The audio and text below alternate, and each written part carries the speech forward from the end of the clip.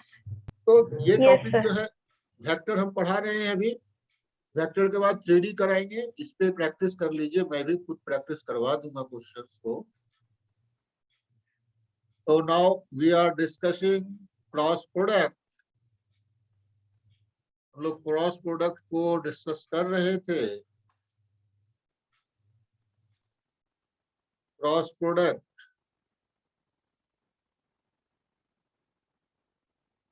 तो cross product से हमने क्या देखा, एरिया ऑफ ट्रायंगल निकाल सकते हैं। एरिया ऑफ ट्रायंगल बताया ना हमने, एरिया ऑफ ट्रायंगल निकाल सकते हैं, correct. If two vectors were given like A vector and it is B vector, तो इस दोनों को ज्वाइन करने से एक ट्रायंगल का फॉर्मेशन हो सकता है। So area will be 1/2 A cross B modulus. So it is not so useful in 2D, but in 3D it is very very useful. कैसे कि तुम्हें 2D में तो फार्मूला होता है एरिया का, लेकिन 3D में फार्मूला इस टाइप का कार्टेशियन वाला नहीं है। तो मान लो अगर मैं एक क्वेश्चन देता हूं, find area of triangle ABC, if position vector of A, B and C are 2I plus J plus K, comma minus 2I plus 4J plus 3K and I plus J plus K respect. ठीक है, ये 3 points अगर दे दिया तो triangle तो बन जाएगा। हाँ। इसका position vector A, position vector तो समझ रहे हो ना तुम लोग, यानी कोऑर्डिनेट ही हो गया वो। ए बी सी दे दिया, तो एरिया कैसे निकालेंगे? पहले तुम बी ए वेक्टर निकाल लो, ये बी ए वेक्टर, कौन सा वेक्टर? B A vector. और क्या निकाल लो? बी सी वेक्टर निकाल लो। निकल सकता है? बताओ तो जरा, बी ए वेक्टर क्या होगा, क्या होगा?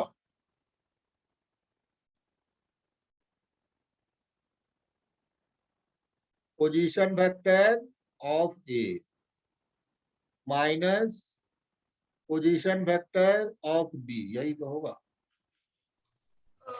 पर सर ये फॉर्मूले से नहीं कर सकते क्या? आपने जो ए क्रॉस बी का बताया था। हाँ नहीं, तो इसमें तो ए क्रॉस बी तो है ही नहीं ना। यहाँ पर क्या है ना, देखो इस केस में तुम्हारा ए बी दिया ही हुआ नहीं है, ट्रायंगल वाला साइड्स है ना। ए बी जो मैंने बताया ना, ए बी क्या है, ये जो है ए वेक्टर जो है, ये साइड वेक्टर ऑफ ट्रायंगल है, ये साइड वेक्टर। अच्छा। समझा?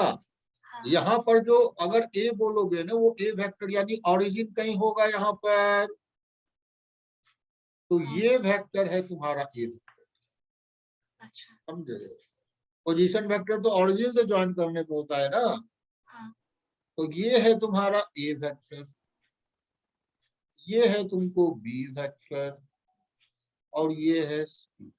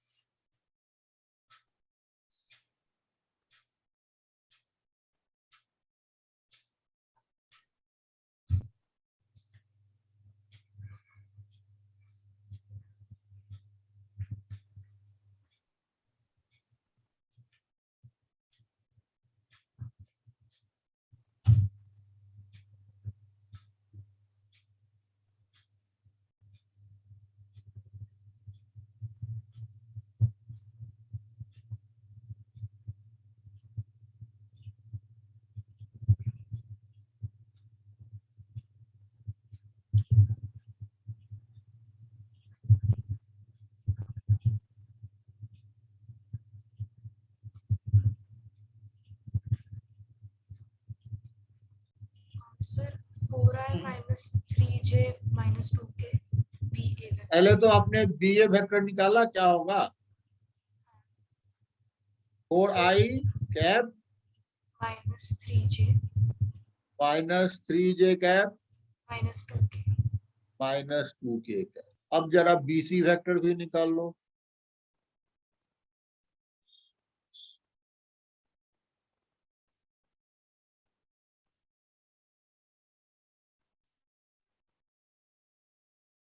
क्या हो जाएगा? सी माइनस है ना, सी माइनस ए, तो कितना आया?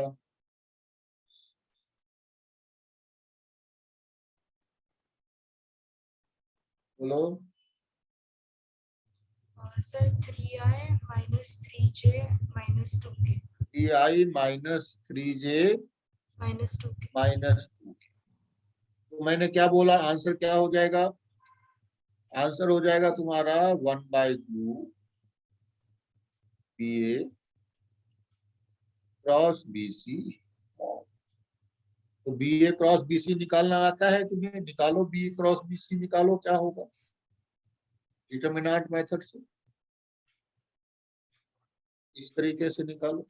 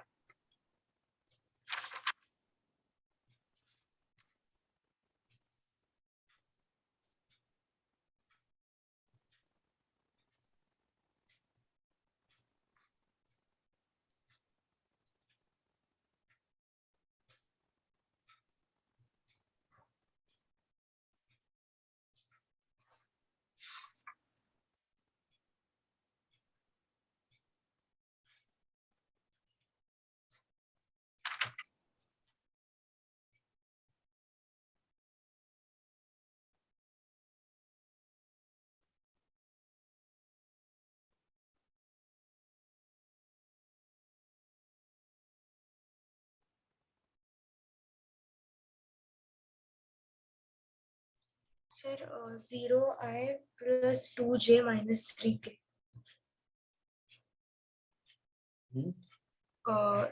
1/2। आया? हाँ 2j minus 3k by 1/2। I by कुछ नहीं 2। आया? हाँ आई नहीं आया, आई कुछ नहीं आया। हाँ आई नहीं आया। अच्छा ठीक है, तो क्या आया बताओ? B A vector cross B C vector की वैल्यू 2j हाँ, minus 3k आई 2j माइनस 3k। 3k। ठीक है, तो इसका मैग्नीट्यूड निकाल लेते हैं।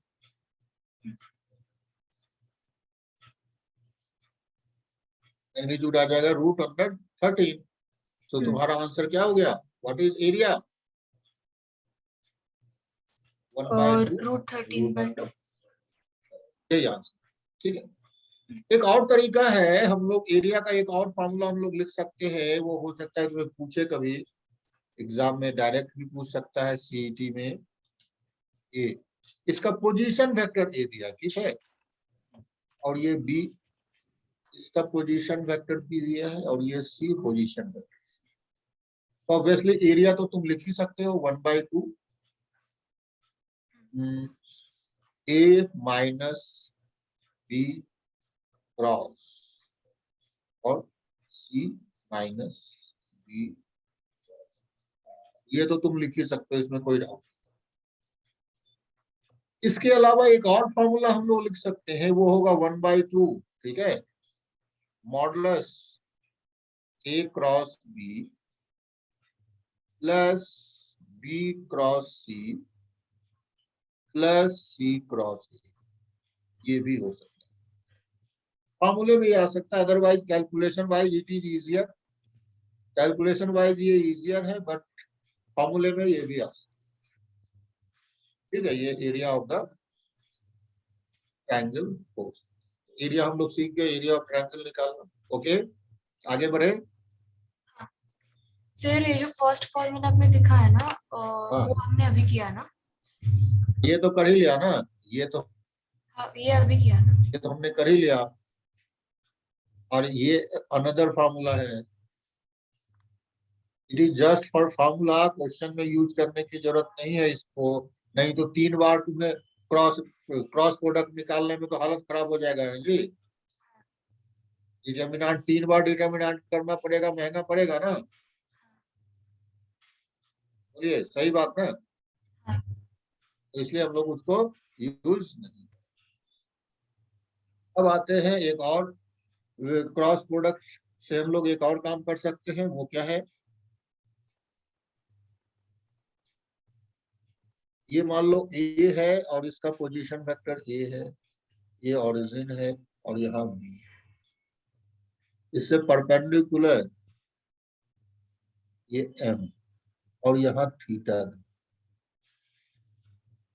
अगर तुम्हें बी कैप अगर कोई बोले, ए क्रॉस बी कैप का मॉड अगर बोले तो ये क्या होगा, ए क्रॉस बी कैप का मॉड, तो तुम जानते हो ये मॉड ए साइन थीटा ही होगा। और मॉड ए का मतलब ओ ए साइन थीटा। तो ओ ए साइन थीटा तो ए एम होता है कि नहीं होता है। तो परपेंडिकुलर तुम फुट और लेंथ ऑफ परपेंडिकुलर डायरेक्टली निकाल सकते हो, किससे, ए क्रॉस बी कैप करके। ये क्या होगा, परपेंडिकुलर डिस्टेंस, परपेंडिकुलर डिस्टेंस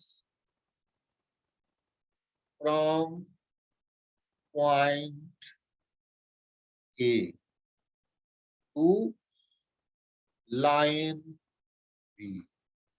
समझे, आसानी से हम लोग परपेंडिकुलर डिस्टेंस इस क्रॉस प्रोडक्ट से निकाल सकते हैं। बी जस्ट क्या होना चाहिए, यूनिट वेक्टर होना चाहिए। बी कैप क्या होना चाहिए, unit vector along line, unit vector along, यही तुम्हारा बी कैप।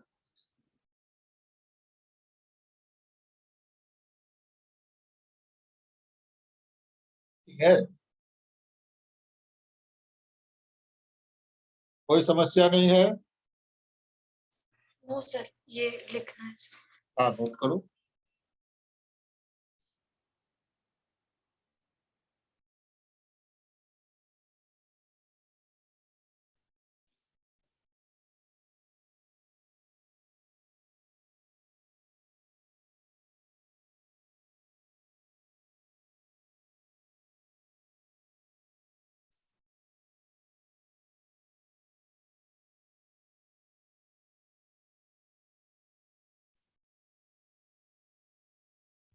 आंसर। तो ये भी समझ गए तुम लोग, जैसे डॉट प्रोडक्ट करने से क्या मिलता है, आप समझिए। अगर हम लोग कभी भी ए डॉट बी कैप करते तो ये मिलता है, प्रोजेक्शन मिलता है ना,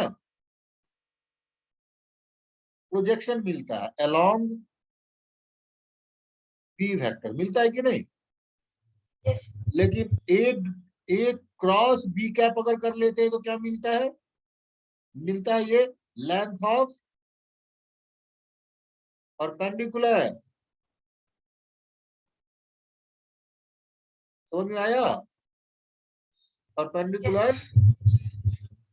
ऑन बी वेक्टर। अब दोनों को कंबाइंड रूप से अगर समझे, एक हमने ये लाइन बना दिया, यहाँ ऑरिजिन कर लिया, और ये हमारा मान लो ए है जिसका पोजीशन वेक्टर ए। इससे तुम परपेंडिकुलर ड्रॉ करोगे, तो ये लेंथ ये एम है मान लो, तो ये लेंथ हम लोग क्या बोल सकते हैं, ये बी वेक्टर है अगर, इस लेंथ को बोल सकते हैं ए डॉट बी कैप बोल सकते हैं। और इस लेंथ को क्या बोल सकते हैं, ए क्रॉस बी। समझ में आ गया?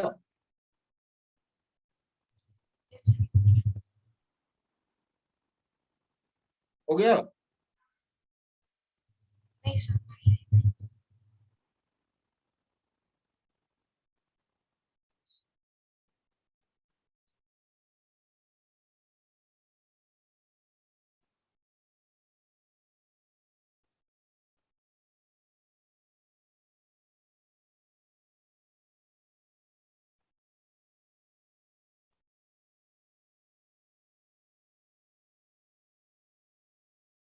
तो यहाँ पर हम लोग डॉट प्रोडक्ट और क्रॉस प्रोडक्ट कंप्लीट कर लिए। और डॉट सर ये जो प्रोडक्ट, आपने एन लिखा है ना, वो हाँ वो क्या है, मतलब वो जो एम एम, परपेंडिकुलर का पॉइंट है वो क्या? हाँ हाँ एम है ये, एम हम लोग यूज कर रहे थे ना पहले भी हाँ। एम इसको। Dot product and cross product दोनों हम लोग यूज कर कंप्लीट कर लिए। Dot product cross product.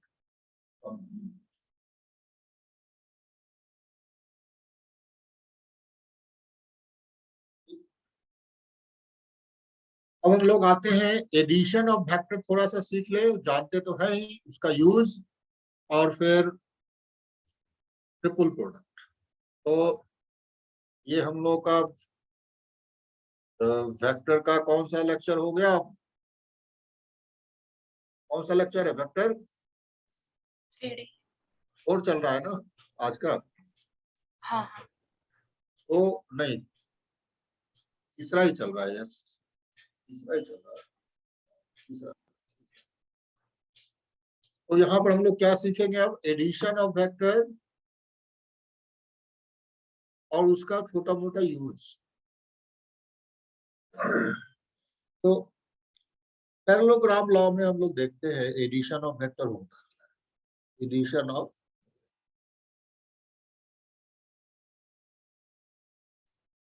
अगर ये एक वेक्टर है और दूसरा वेक्टर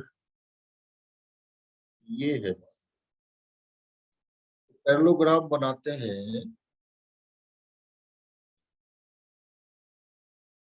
और एडिशन ऑफ वेक्टर इसके डायगोनल से डिसाइड होता है ना।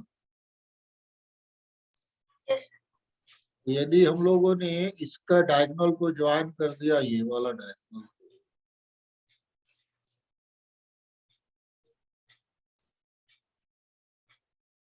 तो ये तुम्हारा a प्लस बी हो।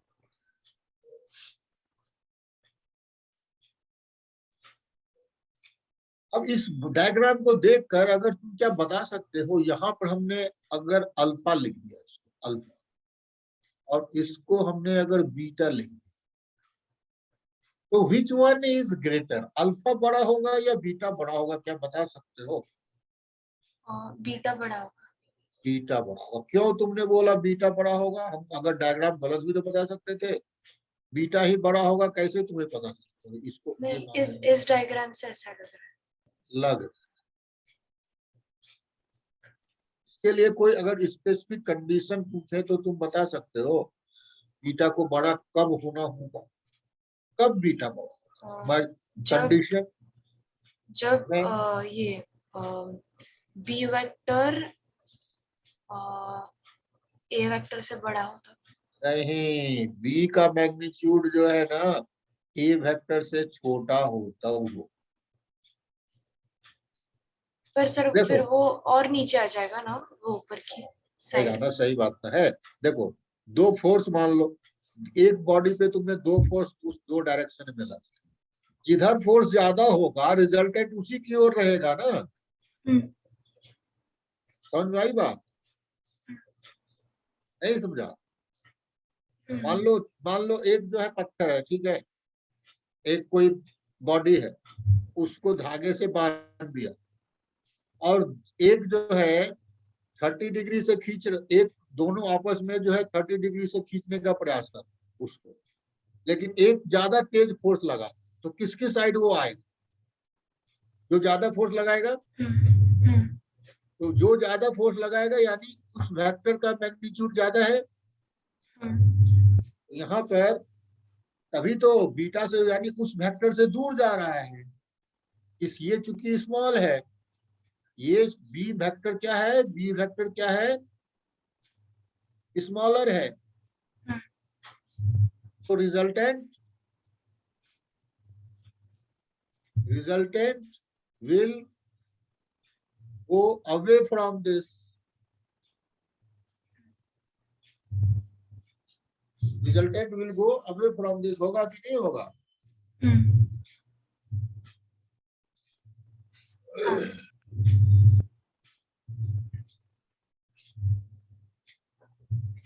तो सर आपने ये लिखा है क्या कि अगर बी वेक्टर का मैग्नीट्यूड ए वेक्टर के मैग्नीट्यूड से कम होगा तो beta will be more than alpha? ये भी सही है। तो यही लिखा है ना आपने? क्या अगर बी वेक्टर का मैग्नीट्यूड स्मॉल है, यही बात हुआ ना, बी वेक्टर का मैग्नीट्यूड स्मॉल है तो बीटा बड़ा होगा अल्फा से। समझ में आया? ये तो सीधा सा बात है ना। तुम ट्रायंगल अगर बनाते हो, मान लो यही रेक्टेंगल ही बनो, छोड़ो रेक्टेंगल ही, अगर रेक्टेंगल में ज्यादा क्लियर तुम्हें समझ। ये सपोज करो हमने ये रेक्टेंगल, अब बताओ तो इसको ए रख दिया और इसको बी रख, दोनों में किसका मैग्नीट्यूड ज्यादा है? ए का मैग्नीट्यूड ज्यादा है ना बी से। अब इसको ज्वाइन करो, यहाँ तो क्लियर पता चल जाएगा ना तुम्हें, ए प्लस बी ये है, इसको अल्फा मान लिया हमने और इसको हमने बीटा मान लिया। बताओ तो कौन बड़ा होगा? अल्फा छोटा होगा कि नहीं बीटा से? हाँ, अल्फा छोटा। ठीक है। अब अगर ए और बी का मैग्नीट्यूड बराबर हो जाए तो क्या हो?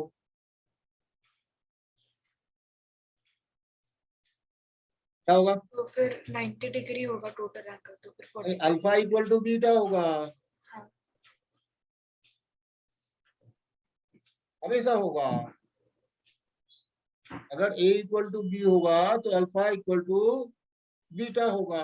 मान लो हमने एक ऐसा बना दिया और इसमें बराबर कर दिया,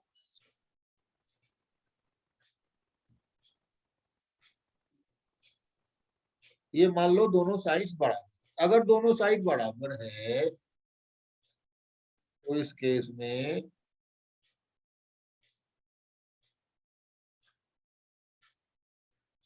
क्या होगा?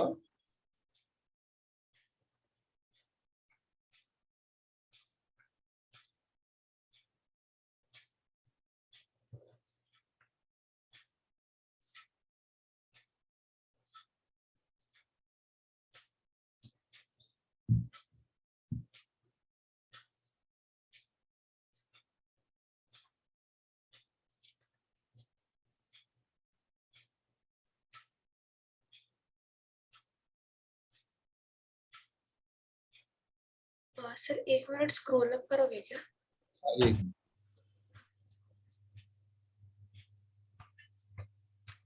तो इसमें क्या है, ये मान लो तुम्हारा मॉड ए था, ए वेक्टर था, इसको यहाँ पे कंप्लीट कर देते हैं, फिर इसको राउंड करते हैं।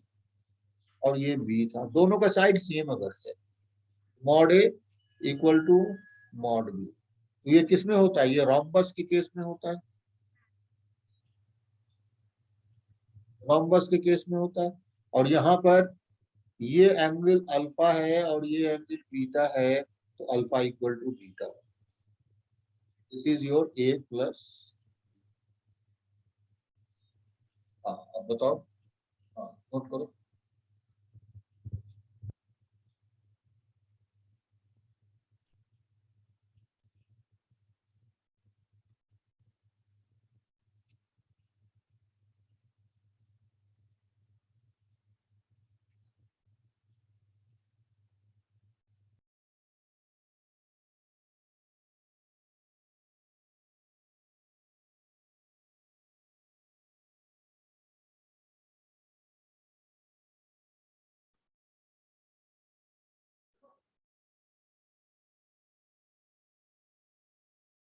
ओके सो कर लिया, समझ में आ गया बात?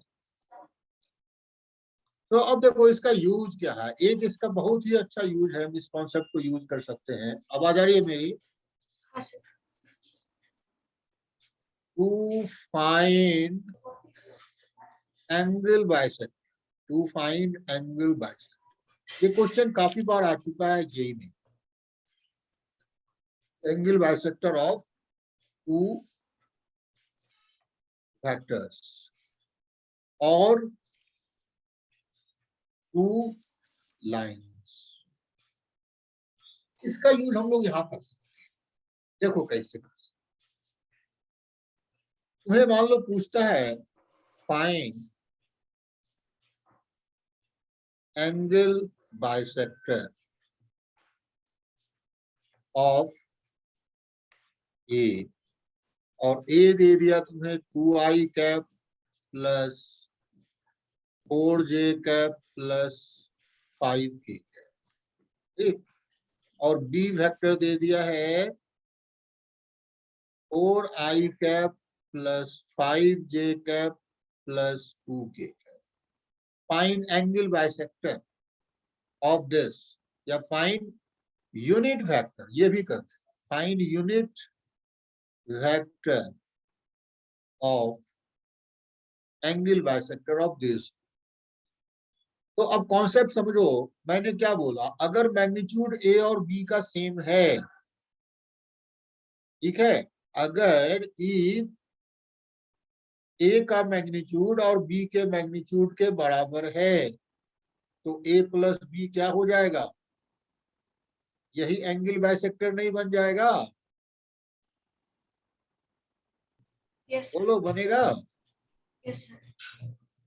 तो ये एंगल बाइसेक्टर बन जाएगा।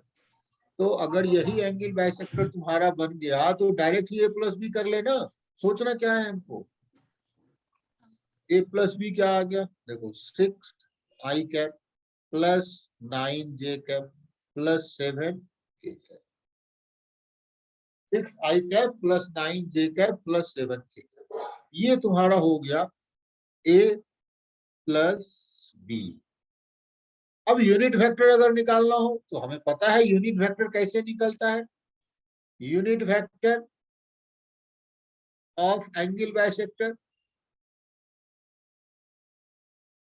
कैसे करेंगे, मैग्नीट्यूड से डिवाइड कर देंगे, 6i cap plus 9j cap plus 7k cap divided by square root of 36 plus पर 81 सर प्लस यहाँ पे मैग्नीट्यूड इक्वल नहीं है ना ए वेक्टर और बी वेक्टर। हाँ, मैग्नीट्यूड तो इक्वल है, जरा देखो तो हाँ क्या आता है, हाँ ये है। सेम है ना कि नहीं है? है सर। अब दूसरा question, find angle bisector of, find unit vector, ऐसा बोले, find unit vector along angle bisector of A, और ये दे दिया तुम्हें i plus 2j plus 2k, और B दे दिया है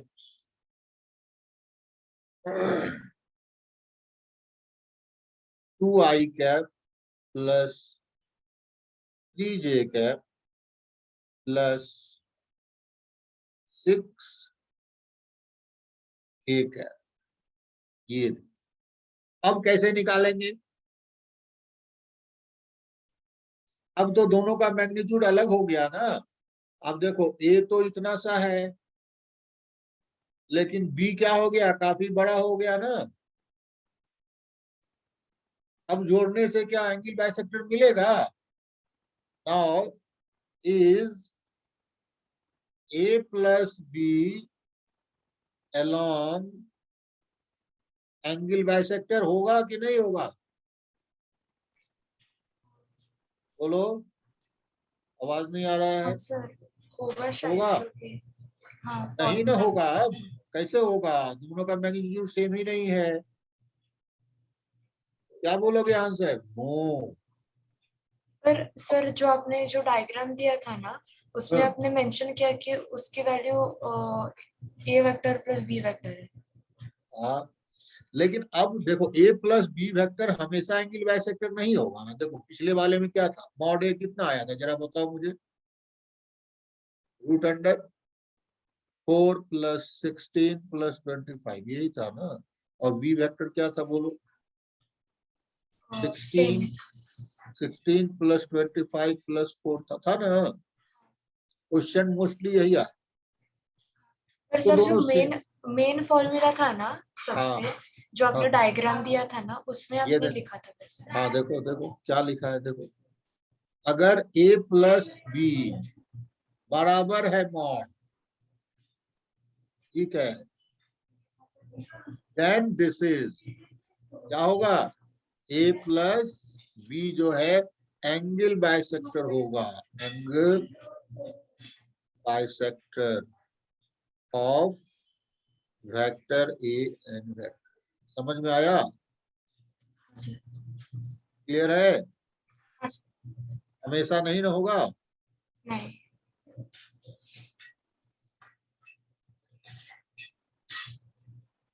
अब देखो सेकंड केस में तो a plus b angle bisector होगा नहीं।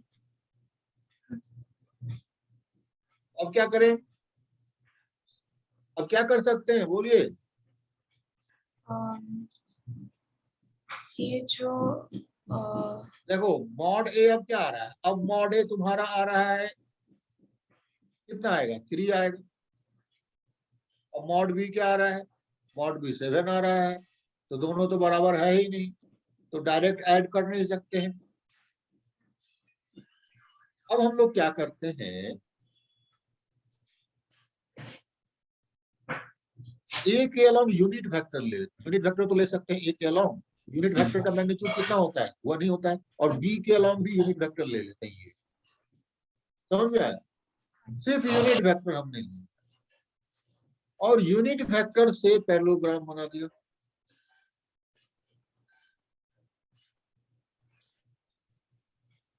अब जो ये डायगोनल होगा, ये बाइसेक्टर होगा इस पैरेललोग्राम का।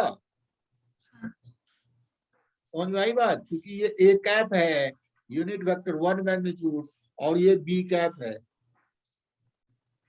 तो a cap plus b cap जो होगा ये एंगल बाइसेक्टर होगा, angle bisector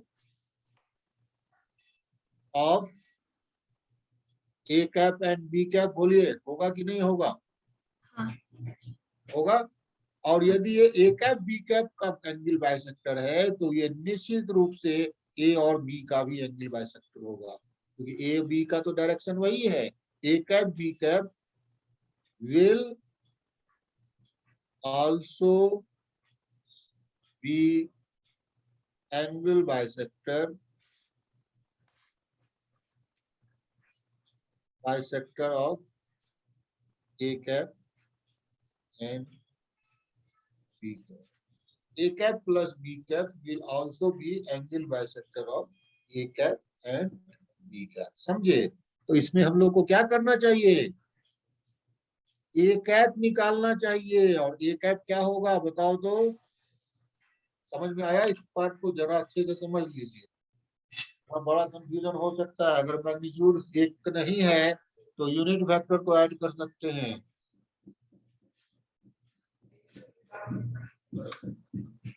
yes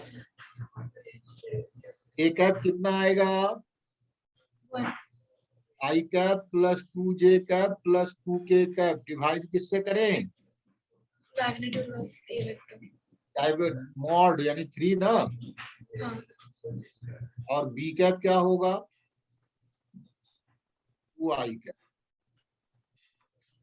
plus 3J cap plus 6K cap divided bye 7 हो जाएगा, डिवाइडेड बाय 7। तो नाउ फाइंड ए कैप प्लस बी कैप, ए कैप प्लस बी कैप बताओ क्या है।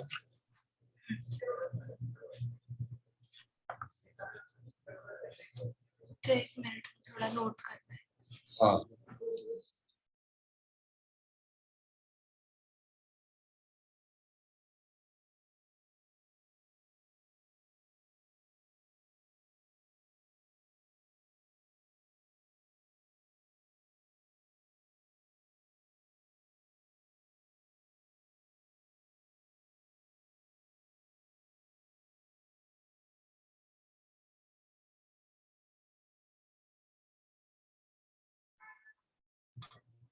Sir A cap plus B cap will be 13 by 21 I cap plus 23 by 21 J cap plus 32 by 21 K cap.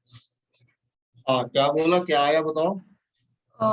13I plus 23J plus 32K into 1 by 21. 13 I cap plus 23J cap 23 J cap plus 32K cap plus 32 K cap divided into by 1 by 21 into 1 by 21. 21, यही ना, divided by 21। अब unit vector अगर निकालना है तो इसका unit vector निकाल लो। ये वेक्टर मान लो तुम्हारा सी वेक्टर हो गया, ये यूनिट वेक्टर नहीं है। हाँ। अब क्या है, सी वेक्टर निकाल हो गया तो सी कैप निकालोगे तो क्या होगा, C vector divided by modulus of C. तो इस तरह से हम लोग कर सकते हैं। हाँ तो एडिशन का तुम लोगों ने देख लिया कितना अच्छा यूज है एडिशन ऑफ वेक्टर का। ठीक, तो इसको हम लोग लाइन में भी यूज कर सकते हैं। To find angle bisector of two lines अगर निकालना हो तो हम लोग इसको यूज कर सकते हैं। To find angle bisector of two lines we can also use this concept in finding angle bisector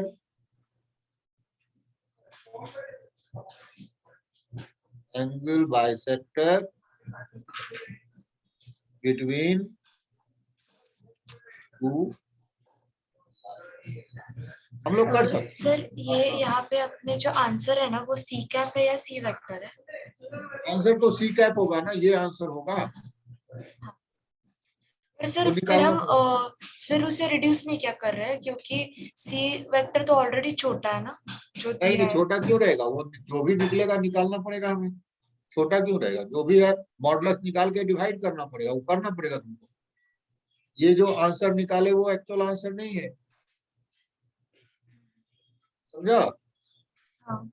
पर सर सी कैप मतलब सी वेक्टर का यूनिट वेक्टर ना, तो हाँ, सी वेक्टर का unit vector, yes. C vector तो already बहुत मतलब जो हमारे दो वेक्टर्स दिए थे हमें उससे हाँ। सी वेक्टर ऑलरेडी छोटा है ना, तो फिर और छोटा कैसे, मतलब अगर मान लो सी वेक्टर सपोज करो मैग्नीट्यूड उसका 0.5 ही है। हाँ तुमने निकाला सी वेक्टर और इसका मैग्नीट्यूड 0.5 आ गया, छोटा है। अब जरा बताओ सी बाय 0.5 बड़ा हो जाएगा कि नहीं होगा? हाँ ओके समझा, समझ में आ गई बात? हाँ हमें तो ये चाहिए ना, मैग्नीट्यूड चाहिए ना उसका, इस यूनिट वेक्टर चाहिए। हाँ बहुत छोटा है तो उस डिवाइड करने से फिर से उसको बड़ा भी कर सकता है। नहीं समझ में आ गया? हाँ ओके। तो अब देखो ये क्वेश्चन ले रहे हैं,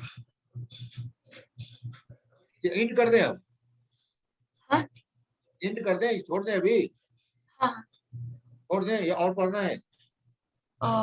मतलब क्लास एंड क्या? हाँ, मुझे चलेगा थोड़ा देर पर, कैसे भी नेक्स्ट क्लास में चलेगा वैसे। नहीं पढ़ा लेते हैं ना फिर, प्रांजलि चलेगा ना, पढ़ा देते हैं। ओके।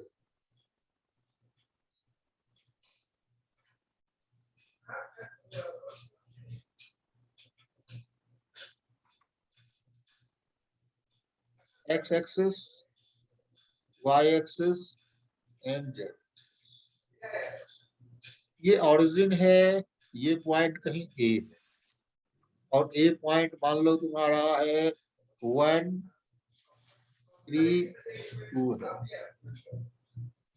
और कोई पॉइंट बी है, ये है 3 1 2।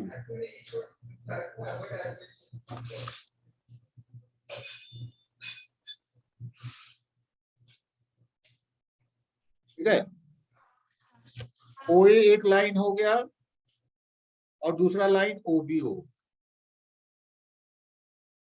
ओए और ओबी दो line. Find angle bisector of OA line and OB line, ये अगर निकालो तो कर सकते हैं कि नहीं कर सकते? हाँ सर। क्या करोगे? OA वेक्टर ही निकाल लो पहले और फिर OB वेक्टर निकाल लो। बताओ क्या होगा OA वेक्टर और OB vector? OA vector is I cap plus I 3j cap cap plus 3j cap plus 2k cap. OB vector 3I cap plus j cap plus 2k cap. दोनों का magnitude same है? हाँ same है तो direct ही add कर सकते हैं ना। हाँ तो जो वेक्टर मान लो एक C वेक्टर बोलो और वो हो गया A प्लस बी बोलो, क्या हो जाएगा? 4I cap plus 4j cap plus 4k cap. यानी डायरेक्शन तो हम लोग 4 कॉमन ले सकते हैं क्योंकि डायरेक्शन से ही मतलब था ना। हाँ I plus j plus k 4 common ले लिया तो ये आंसर एक हो गया तुम्हारा, इस डायरेक्शन में होगा, ओरिजिन से पास कर ही रहा है। मीन्स इसका मतलब क्या हुआ?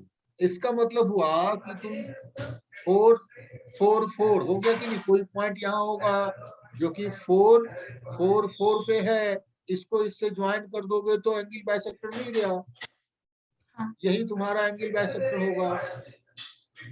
हाँ और लाइन का तो हमेशा 2 एंगल बाइसेक्टर होता है। इस लाइन कौन सा हुआ? लाइन एंगल बाइसेक्टर जो है, एंगल बाइसेक्टर जो है वो है लाइन ज्वाइनिंग 0 0 0 एंड दूसरा पॉइंट 4 4 4। ये काम हो गया। दूसरा एक और एंगल बाइसेक्टर होना चाहिए और वो एंगल बाइसेक्टर कौन सा होना चाहिए? वो ऐसा वाला होना चाहिए। होगा कि नहीं होगा बोलो? हाँ वो कैसे निकाल सकते हैं? उसके लिए हमें जाना पड़ेगा B वेक्टर पे और जिसको कि A माइनस बी करना पड़ेगा। दूसरा डायगोनल A माइनस बी दूसरा डायगोनल होता है, या B माइनस A, कुछ भी कर लो। A माइनस बी करो, कितना मिलता है बोलो तो? -2I कैप एक प्लस 2j कैप और 0। ये या तो दूसरा पॉइंट तुम कह सकते हो कि सर दूसरा पॉइंट यहाँ पर है हमारा, वो है -2 2 0। यानी एक और एंगल बाइसेक्टर होगा। देखो लाइंस के बीच तो 2 एंगल बाइसेक्टर होगा। Other angle bisector, other angle bisector is line joining 0 0 0 and -2 2 0। देख हमेशा लाइंस के बीच 2 एंगल बाइसेक्टर होता है लेकिन वेक्टर के बीच एक ही एंगल बाइसेक्टर होता है। वेक्टर और का ओरिएंटेशन भी होता है, लाइन का कोई ओरिएंटेशन नहीं होता। इस बात को ध्यान रखिएगा ऑलवेज। क्या कहते हैं तुम्हें? Angle bisector of vector, angle bisector of 2 vectors are always 1, एक ही होता है। But angle bisector of 2 lines are 2। कौन सा? एक एक्यूट एंगल बाइसेक्टर,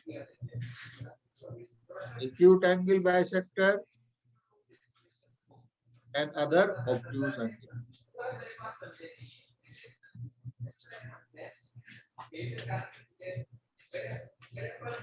समझ में आ गया? तो हम लोग यहीं पे आज एंड करेंगे।